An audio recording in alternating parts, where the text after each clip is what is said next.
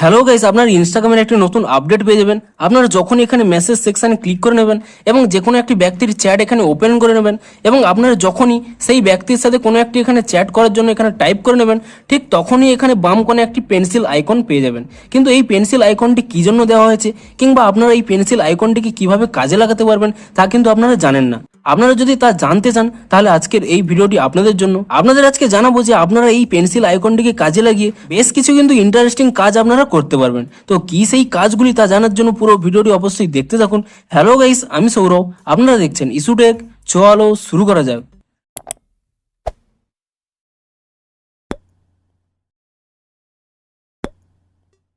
ভিডিওটি শুরুতেই জানিয়ে দিই, আপনাদের যদি ভিডিওটি একটু হেল্পফুল বলে মনে হয় অবশ্যই একটু লাইক করে দিন এবং এই চ্যানেলে যদি আজই নতুন এসে থাকেন এখনই চ্যানেলটিকে সাবস্ক্রাইব করে রাখুন, কারণ ইনস্টাগ্রামে যে কোনো নতুন আপডেট দেখা দিলে কিংবা ইনস্টাগ্রামে যে কোনো নতুন সমস্যা দেখা দিলে তার সমাধানের ভিডিও কিন্তু আপনারা অবশ্যই এই চ্যানেলে পেয়ে যাবেন। তাই জন্য অবশ্যই চ্যানেলটিকে এখনই সাবস্ক্রাইব করে রাখুন। তো চলুন এবারে মেন ভিডিওটি শুরু করা যাক।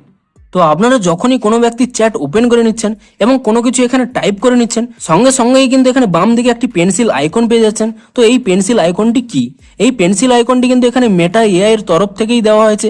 আপনারা এটিকে কাজে লাগিয়ে আপনাদের যে এখানে ওয়ার্ডটি রয়েছে তা কিন্তু আপনারা আরও ইন্টারেস্টিং করতে পারবেন। তো কিভাবে করতে পারবেন দেখুন। আপনি ধরুন যে কোনো ব্যক্তির এখানে চ্যাটে লিখলেন যে happy birthday to you brother, অর্থাৎ আপনি কাউকে বার্থডে উইশ করছেন, কিন্তু আপনাদের এই লেখাটি কিন্তু খুব ভালো হচ্ছে না। তার জন্য আপনারা কিন্তু এআই এর হেল্প নিতে পারবেন। তো তার জন্যই এই কিন্তু পেন্সিল আইকনটি দেওয়া হয়েছে। আপনারা সেই ব্যক্তিটির চ্যাটে এভাবে লিখে নেওয়ার পরে আপনারা কিন্তু এই পেন্সিল আইকনে ক্লিক করে নেবেন এবং তাহলেই কিন্তু এখানে অনেকগুলো পপ আপ আপনারা দেখতে পাবেন। দেখুন এখানে কিন্তু রিফ্রেশ বলে একটি অপশান রয়েছে। আপনি যদি এখানে রিফ্রেশ এই অপশানে ক্লিক করে নেন তাহলে আপনি যে লেখাটি এখানে লিখে নিয়েছিলেন তা কিন্তু লেখাটি চেঞ্জ হয়ে আরও একটি নতুন লেখা কিন্তু হয়ে যাবে। একই মানে দাঁড়াবে কিন্তু আপনাদের কিন্তু নতুন একটি লেখা হয়ে যাবে। আপনারা যদি চান যে এই ফ্রেজটিও পছন্দ হচ্ছে না তাহলে কিন্তু আপনারা এখানে রিফ্রেশ অপশান পেয়ে যাবেন। আপনি সেই রিফ্রেশ অপশানে ক্লিক করে নেবেন, তাহলেই কিন্তু কয়েক সেকেন্ডের মধ্যেই পুনরায় কিন্তু আরও একটি নতুন ফ্রেজ এখানে কিন্তু চলে আসবে। এবং আপনারা হয়তো চাইছেন যে আপনারা বার্থডেটি উইশ করতে চাইছেন কিন্তু আপনারা কিছু একটি ফান কিছু এখানে যোগ করতে চাইছেন, তাহলেও এখানে একটি অপশান পেয়ে যাবেন মেক ফানিয়ার বলে। আপনি যদি এই মেক ফানিয়ার এই অপশানে ক্লিক করে নেন তাহলে কিন্তু আপনারা যে উইশ করে নিয়েছিলেন তা কিন্তু কিছুটা ফানি আকারে এখানে লেখা চলে আসবে। এবং আপনাদের যদি এটিও পছন্দ না হয় আপনারা কিন্তু এখানে রিফ্রেশ অপশান পেয়ে যাবেন। আপনি এই রিফ্রেশ অপশানে ক্লিক করে নিলে তাহলে কিন্তু আপনাদের সেই যে ফানি ওয়ার্ডটি থাকবে তা কিন্তু চেঞ্জ হয়ে পুনরায় আরও একটি ফানি এখানে ওয়ার্ড চলে আসবে।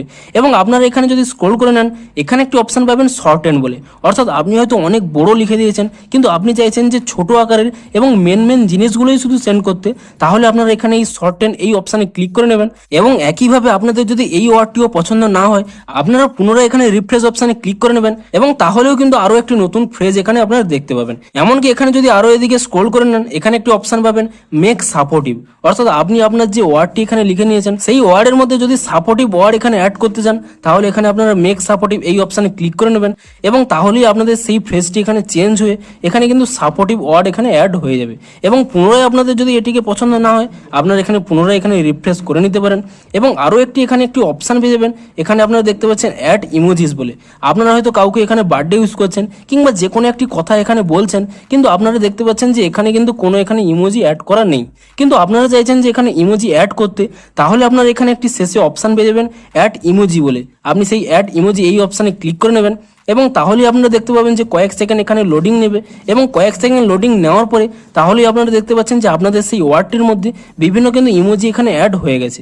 আপনাদের যদি এই ইমোজিগুলো পছন্দ না হয়ে থাকে পুনরায় আপনারা এখানে রিফ্রেশ অপশানে ক্লিক করে নেবেন এবং তাহলে কয়েক সেকেন্ড আবার লোডিং নেবে এবং তারপরে পুনরায় আরও একটি ইমোজি সহ এখানে কিন্তু ওয়ার্ডটি চলে আসবে। এমনকি শুধুমাত্র এখানে রয়েছে যে সমস্ত ওয়ার্ড সেগুলো আপনারা ইউজ করতে পারেন তাই নয়, আপনারা চাইলে আপনাদের মনের মতো যে কোনো খুশি আপনারা এখানে টাইপ করার একটি অপশান পেয়ে যাবেন। আপনি সেখানে আপনাদের পছন্দের যে কোনো ওয়ার্ড অ্যাড করতে হলে কিংবা যে কোনো চেঞ্জ করতে হলে আপনি এখানে ইজিলি এখানে লিখে দেবেন এবং তারপরে এখানে রিফ্রেশ অপশানে ক্লিক করে দেবেন এবং তাহলেই আপনাদের সেই ফ্রেজটি কিন্তু চেঞ্জ হয়ে আপনি যেমনটি চাইছিলেন তা কিন্তু এআই দ্বারা অটোমেটিক জেনারেট হয়ে যাবে।